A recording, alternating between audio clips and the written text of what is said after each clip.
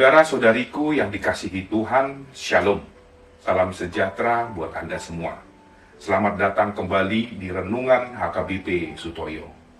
Kita bersatu dalam doa. Damai sejahtera dari Tuhan Allah yang melampaui segala akal, itulah kiranya memberkati hati dan pikiran saudara di dalam Kristus Yesus Tuhan kita. Amin. Firman Tuhan yang ingin menyapa kita di pagi hari ini diambil dari kitab Markus 10 ayat 45. Demikian firman Tuhan. Karena anak manusia juga datang bukan untuk dilayani, melainkan untuk melayani dan untuk memberikan nyawanya menjadi tebusan bagi banyak orang. Dalam bahasa Batak dikatakan, Ainang anak ni jolma ipe, dada asa dioloi halak nibana. Umbai naro, ibana do balik pangului, jala mangalehon hosana, bahen tobus ni torok jolma. Saudara-saudari yang terkasih dalam Yesus Kristus, posisi dan jabatan adalah sesuatu yang banyak diinginkan dan dikejar orang di tengah-tengah masyarakat. Terlebih di tahun politik yang semakin dekat ini, di tahun 2024, akan terlihat bagaimana orang-orang mengejar posisi dan kedudukan dengan mencuri perhatian rakyat, mengeluarkan dana yang tidak sedikit, dan bahkan memberikan janji-janji manusia. Semua demi sebuah kekuasaan. Itu sebabnya ada yang mengatakan tidak ada kawan dan lawan abadi dalam dunia politik. Karena politik dunia dipenuhi oleh berbagai intrik yang menyeret setiap orang untuk semakin tidak berintegritas. Situasi ini bukan hal yang baru, karena sejak dulu semua hal yang berkenaan dengan perebutan kekuasaan pada umumnya bersifat keras dan bahkan kejam. Kuasa menjadi sangat diidam-idamkan karena dipercaya dapat mengendalikan kebenaran apapun, seperti yang dikatakan salah seorang filsuf bernama Michel Foucault. Sikap demikian sangat ditentang oleh Tuhan.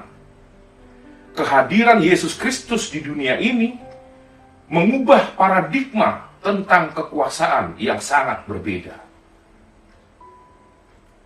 Dalam firman Tuhan kita pada hari ini, Yesus mengajarkan kepada Yakobus dan Yohanes tentang menggunakan sebuah kuasa yang bukan dilakukan seperti pemerintah yang memerintah rakyatnya dengan tangan besi, melainkan menjadi hamba untuk semuanya.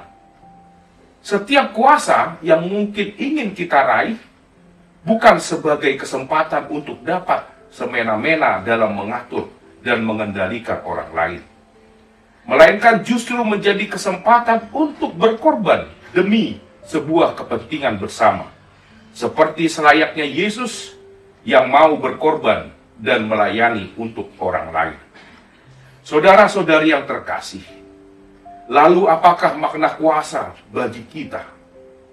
Pertanyaan ini menjadi sebuah perenungan pribadi bagi kita hari ini. Jika kita sejak dulu tahu bahwa Tuhan yang penuh kuasa pun tidak menyalahgunakan kekuasaannya atau tidak melakukan abuse of power, melainkan justru memberikan pelayanan bagi manusia. Lalu siapakah kita sehingga kita berhak mengendalikan hidup orang lain dan bahkan memanfaatkannya demi sebuah kuasa atau keinginan pribadi? Marilah kita memakai hidup kita, saudara-saudara, apapun profesi kita, atau setiap kuasa yang kita miliki dalam pekerjaan dan peranan kita masing-masing, untuk supaya menjadi hamba dan pelayan bagi semua orang, sebagai jalan bagi Allah untuk mewujudkan kebaikan bagi seluruh manusia. Karena dengan hal ini, kita akan menjadi besar di mata Tuhan. Amin. Kita berdoa. Allah Bapa yang Maha Kuasa, dalam kasih-Mu Engkau selalu menyertai dan menjaga kami. Kekuasaan-Mu yang besar pun senantiasa Engkau pakai untuk melindungi kami dari bahaya apapun. Bahkan bahaya yang ditimbulkan oleh sikap kami sendiri.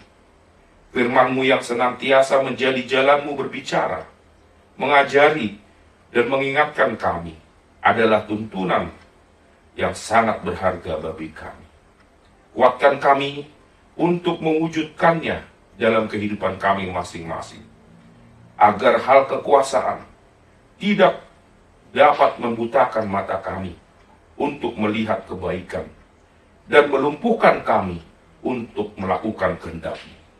Terima kasih Tuhan, di dalam nama anak-Mu Yesus Kristus, Juru Selamat kami. Amin. Terima kasih telah menonton channel ini. Selamat beraktivitas kembali. Salam sehat. Tuhan Yesus memberkati.